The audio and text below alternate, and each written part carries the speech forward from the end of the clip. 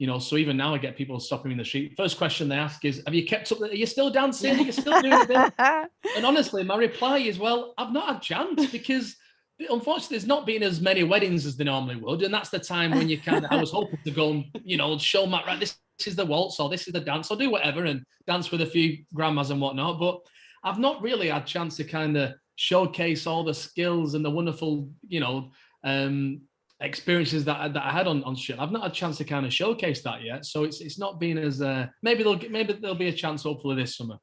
Now for our big interview, and having spent decades playing a farmer on Emmerdale, actor and former Strictly champion Kelvin Fletcher, alongside his wife Liz Marsland, have taken on the challenge of bringing a 120-acre farm back to its former working glory.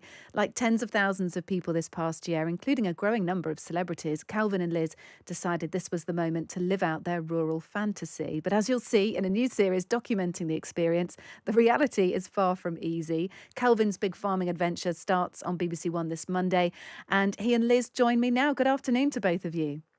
Good afternoon. Thank you for having us. Hello, Kate. Absolute pleasure. Which one of you two then had the bright idea about buying a 120-acre farm? Who's responsible? That would be Kelvin. So there's a lot riding on this, Kelvin, for you then. Yeah, don't tell me off because I've been told off too many times already. Every time things get a little bit difficult, it's like, well, it was your idea, Kelvin. But it's funny when you kind of say that rural fantasy. I think very much it was somewhat a fantasy. And I don't know if it's in my DNA or in all of our DNAs. There's something about the country living, the great outdoors, the sense of just being at one with nature without sounding too, it's always kind of resonated with me. And resonated to a certain point, I think, just over a year ago now, enough to kind of think, let's take the plunge, let's make the move. And Liz took some persuading, but at the minute, we're only a year in, but honestly, I can't imagine not being here. We've always lived in towns and cities all our lives, so it was a massive change for us. But to be in the countryside now, to be farming is just dare I say it, but a dream come true. I was just discussing this with one of my colleagues on air earlier and saying that for both of us, we grew up in farming country. I grew up in the middle of the Cotswolds, and my colleague in Cornwall, I think. And there is no way, having grown up amongst it, either of us would ever want to go into it again. So I think kind of ignorance... Ignorance is bliss in this instance. Often it's good not to know entirely what you're getting into. Liz, did you manage to extract anything from Kelvin in terms of promises or guarantees that enabled you to be convinced to go? Were you able to get any, make sure that you secure a certain sort of animal? Did you have a certain aim that you were like, yes, I'll do it, but I need you to do this for me? Should have gone down that route, but I didn't. I didn't. I just, Kelvin was so passionate about it, and and we support each other massively. And when we did come to see it and viewed it, I fell in love with it as well, with no idea of what we would do here, or that we'd actually have livestock and be farming. But the one thing I knew is that whatever we did, Kelvin was going to give it 110%. So I knew that, if we jumped in feet first, we were just going to make it work. And he does get stressed out and frustrated at times, and I kind of bring the fun back into it.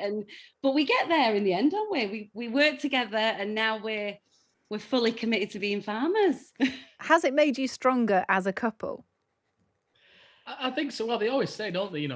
Don't work with your family or your partner, because it kind of does intensify things. But this is, I guess, the first time we've ever kind of worked together.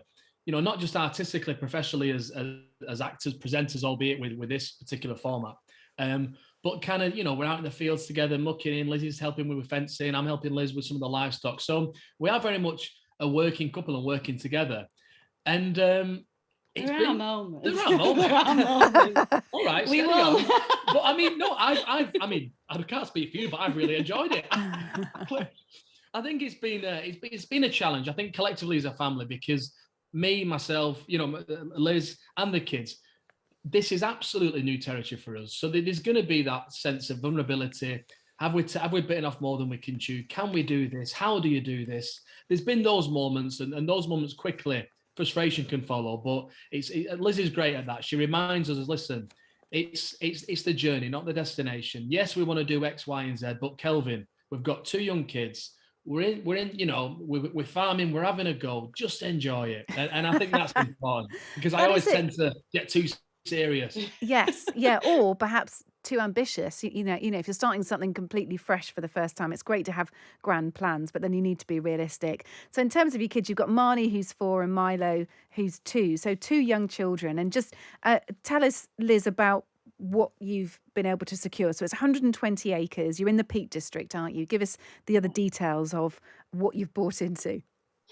So we've got a little cottage that we've hopefully turned into a holiday let. We've got 3 pigs now, Oxford Sandy and Blacks, 3 alpacas. We've got, I lose count of the sheep. Is it 28? It's only 30. I think you can lose count when you've got several hundred. But when you've only got 30 sheep, I think it's quite embarrassing if we say we lose count. Sometimes you count some, and sometimes you don't. I think for me and Liz, it was the idea of going back to, you know, a traditional working farm, so to be quite mixed and diverse in the facts of what we're doing. So I'd like to think we're representing traditional farming with mixed. You know, we're not arable farmers. We're not going anything with the landscape we've got here in the Peak District. So we've got livestock. We've got very much sheep orientated. We want to kind of maybe step into cattle, you know, go down possibly the Highland cattle route. We're still exploring that. We've got some rare breed pigs that we want to expand on. But everything we've done very small. So we've started off with 10 sheep and expanded. Started off with 3 pigs and expanded. So I think for the next step as well is to somewhat be modern farmers and diversify with, you know, as Liz mentioned, the holiday cottage. Just try little things like that, maybe a couple of outdoor events in the future. I don't know. I think at the minute we're very much trying to get a grasp on things, a good understanding. And I guess like a lot of farmers, find out scratching our head thinking, well, how do you actually make money? How does this, you know, can return the amount of effort and time you're putting in? Because at the minute it feels like we're just paying out, which is inevitable when you just start. Of course it is. Yeah, I'm looking forward to the How Big Is Your Marrow competition that's going to feature at the Fed that's at your farm. Did you buy it, Liz, with all those things in place, with the sheep, the pigs and the alpacas, or is that something that you bought in yourselves? No, it was, we've brought all that into ourselves. It wasn't a working farm for about 2 years. So when we've moved in, we started from scratch with everything. Wow. Okay. And how has the farming community reacted to you, Kelvin? Because I think, you know, look, I come from a farming community in the Cotswolds. We've had a massive influx of people from London wanting the Cotswold life, wanting to be farmers. There's Jeremy Clarkson's at it. Everyone's at it. And there is a bit of scepticism amongst some of the proper locals about it. Have you encountered any of that, or is that just sort of going on behind your back for now? Be honest about it. You country folk are thinking, when those townies move in, you're thinking, oh, here we go. Come on, you can say it. No, I think I was very, very mindful. Forget the farming. I think moving into a small village, moving into the countryside, I was immediately aware that there's people in this little village that have been here for generation after generation. You know, they don't necessarily want change because they don't need change. If it's not broke, why fix it? You know, so I was very mindful of that. And first and foremost, I wanted to make sure that I consider ourselves good neighbours. We've always been, regardless of where we are, when we lived in Oldham, we've had a great set of neighbours and very much part of that little community. So we wanted to first and foremost get that and tick that box and reach out and knock on a few doors and introduce ourselves. But I honestly, the community here, and albeit the majority of farmers, have been absolutely tremendous, so welcoming, so patient. You know, they recognise that we're 2 townies who have not got a clue, but they also recognise our ambitions, I guess, our enthusiasm and our genuine admiration for the sector and want to learn. You know, we want to kind of emulate what they've done for many generations, and that's where they're able to kind of cut us a little bit of slack and help us out. And so far, so good. You know, they've been really, really good with us, and we couldn't have asked for any more, really. Now, every good farming programme needs a sidekick. And there's not just 2 of you in this. There's also Jilly as well, your no-nonsense neighbour. Tell us a bit about her. She is the star of the show. We could not have... I think she's going to get her own show after this. Yeah. We hope that she does, because she deserves it. And, you know, we could not have asked for a better neighbour. And she's just, you know, everything. We ring her every day. We speak to her every day. She's literally our best friend, isn't she? I think I spoke to her this morning. before I spoke to you properly, I rang Jilly up and I wanted to get some advice on something. It doesn't surprise me. She is, her and her husband Jack, honestly, they are just the best pair, and they have helped us. I don't think we could have done the things that we've done here without them. Has she ever laughed at any of your questions, Kelvin? Yeah, I mean, even with Jilly. Which ones? Come on, which ones? What's a you? Come on.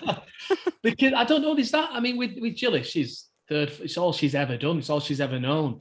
You know, if Jilly was to go to London for the day, that would be a huge occasion. I don't even know if she's ever been to London. I think she's only been to Manchester once in the last 10 years. So something that I might do every single week. So it's obviously there's an understanding there that just because it's new territory, you know, for me, there's another, you know, another side of the coin there. So when I have asked some questions, there is an assumption from Jilly that I do know some basics. Surely he does know the difference between haylage and silage. Well, Jilly, I actually don't. Well, I didn't.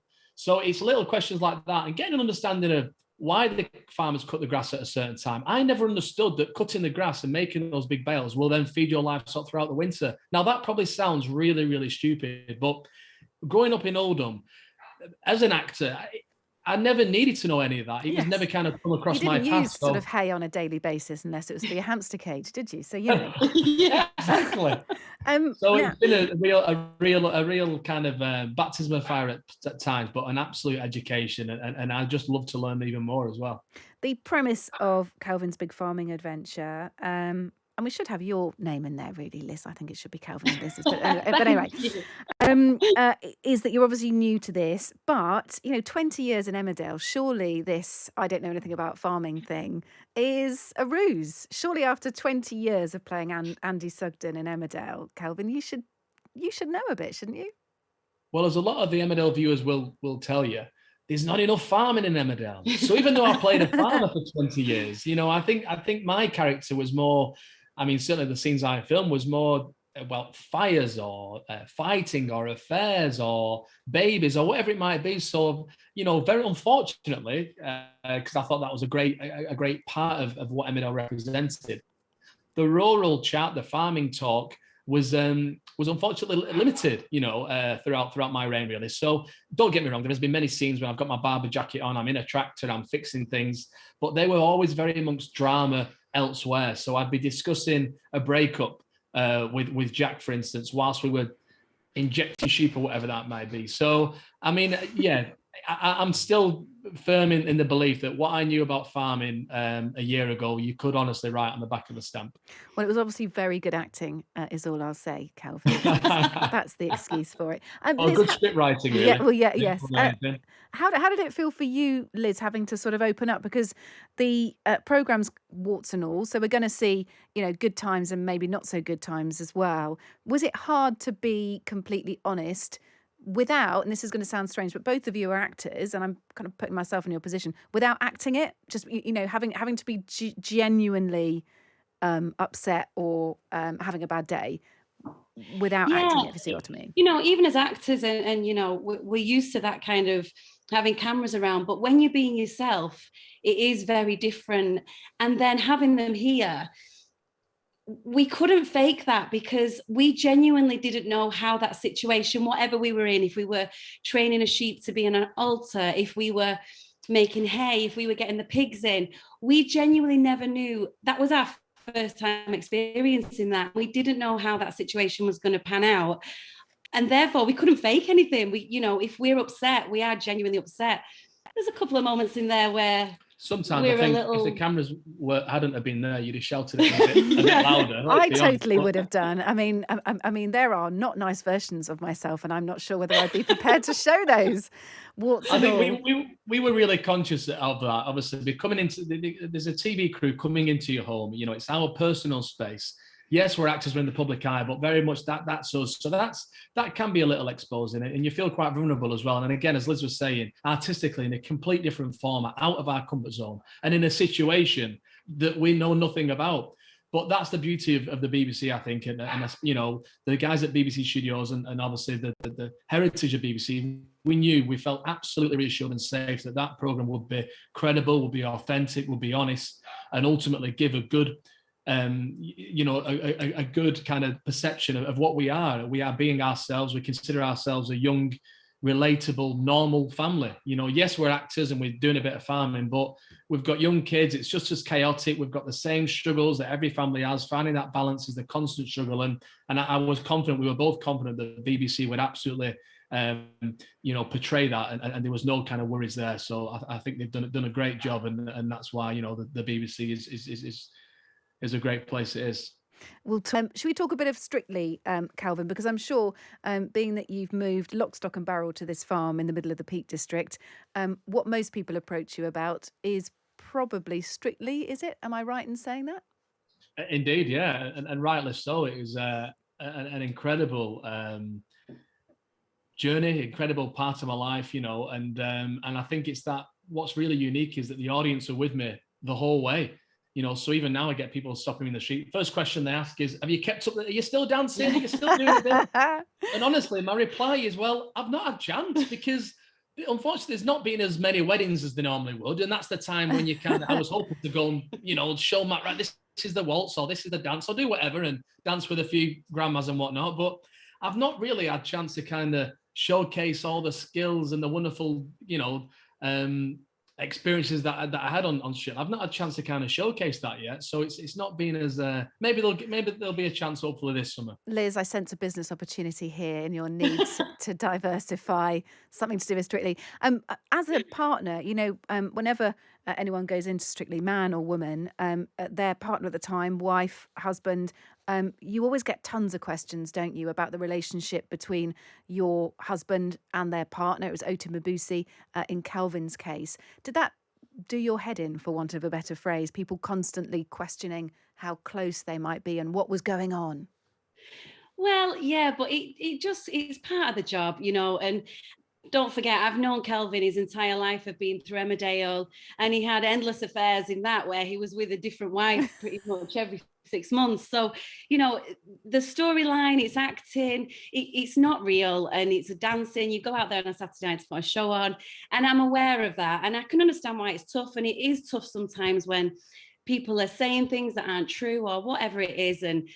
But it's out of my control. It's just part of the job, I guess. And how did you feel about, Kelvin was quite objectified, wasn't he? You were, lusted over for your body, particularly by the judges, Kelvin, it has to be said. They kept sort of going on about your great physique and etc. Did that make you uncomfortable, Liz? No, because I lust over it as well. Fair enough. If you've got it, flaunt it. I kept saying, when are you going to come out topless, Kelvin? Why have you always got a shirt on? Well, he kept it clean for the Saturday night. What about you, Kelvin? Was that embarrassing to, have your fine acting skills credited in decades gone by, and then suddenly everyone's lusting after your six-pack? Oh, I don't get too sensitive about things like that. We all come in different shapes and sizes. And what one person finds aesthetically pleasing is maybe different to the next person. So, it was a great experience, and to kind of get out there and connect with the audience, connect with your dance partner, connect with the judges. It's just been such a unique opportunity, really, and I guess I'll be forever grateful. And then to be crowned champion in the circumstances in which I came in, I never expected that. I don't think anybody ever, in the wildest dreams, certainly the bookies didn't expect that. I think I was certainly not at the top of their list. Yeah. But well, you came in for Jamie Lang, didn't you? You sort of came in as a last-minute replacement and ended up stealing the show. But I just wonder, Liz, whether when I watched it, they're basic, and I know I keep going on about it, but I'm going to raise it again. The judges kept lusting after Kelvin's body, but they wouldn't do that with women. And I just wonder whether there's a slight bit of double standards there that still needs to be kind of cleaned up a little bit, really, where it's okay for a female judge to lust after a male competitor, but maybe not the other way around. Yeah, I agree there, actually. That is true. They wouldn't lust over a woman like that. And, it doesn't make Kelvin feel uncomfortable, but I can see your point. It's a hard one, isn't it? It's men just...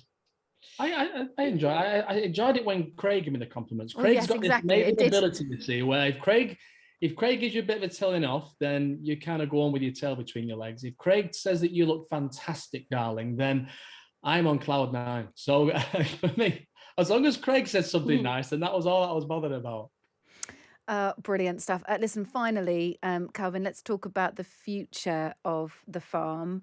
Is this a kind of a whole life plan now for you, or is this perhaps kind of a shortish term plan? So let's say a plan for the next 5 or 10 years before you've got your eye on something else. I'm not looking ahead for 5 years, for 10 years. I'm just about looking forward to kind of 2022. So I've never really worked like that. And so I can't give you that answer. But I mean, this is absolutely a way of life. I can't imagine us not doing this. You're obsessed, aren't you? I'm obsessed. I think I'm obsessed as a lifestyle, as a way of living. And the ability to be present. You know, we've got such busy careers, busy jobs. You know, being here, working with my family day in, day out is an incredible position to be in. So I don't want that to end. Commercially, I want to expand. I want to make sure that we can make this, you know, a good, wholesome business that makes financial sense and obviously can justify our efforts going in there. So yeah, I've got some huge plans. We're both collectively got some big plans, and you know, with our diversification from actors to me doing a bit of, you know, race driving, farmers. Yes. It's that thing now. Every time you enter you know, when you're entering forms or whatnot, and they ask you profession, I never know what to put in. But what do I say? Am I an actor? Am I a well, I'm not really an You answer, do but strike am me I a though, farmer? Kelvin, as someone who needs to be. I mean, I guess 20 years in Emmerdale's definitely a long-term thing, but maybe this is your next long-term thing, or maybe there are more challenges around the corner for you as you satisfy your ambitions. You seem like a very ambitious guy to me. I think a challenge for me is something that I've always embraced the unknown as well. I love to challenge myself. And, you know, we can challenge ourselves on a daily basis. You know, it's getting up 10 minutes early, be a little bit more productive, give somebody a call, you know, whatever it might be, just challenge yourself to, you know, to do something that's been on your mind and push the boundaries a little bit. And sometimes you fail, sometimes you come up short, but as long as you've given your absolute best, then that always sits well with me. And you know, like I've given my best in everything I do, and I've come up short many times, and I've had a few successes. Unfortunately, the public only ever kind of tend to see some successes with Strictly, with Emmerdale, you know, but I don't ever want that to discourage people to, you know, to think that there are a lot of failings behind that as well. And it's not always as easy as maybe it looks. And, you know, there's a lot of hard work, a lot of belief, and it can be quite lonely when, you know, not many people maybe think you're going to achieve what you go out and set out to achieve. So I've always believed in myself, believed in what we're doing, and, you know, I'll continue that. And really good, strong work ethic, really. Well, best of luck for the show, and also for the real life part of it as well, running a farm 24/7. The show's called Kelvin's Big Farming Adventure. It starts on BBC One this Monday at 8:30. We've been speaking to Kelvin Fletcher and Liz Marsland, his wife. Thanks, both of you. Really good to speak to you. Thank you. Thank you, you. guys. Cheers. Cheers.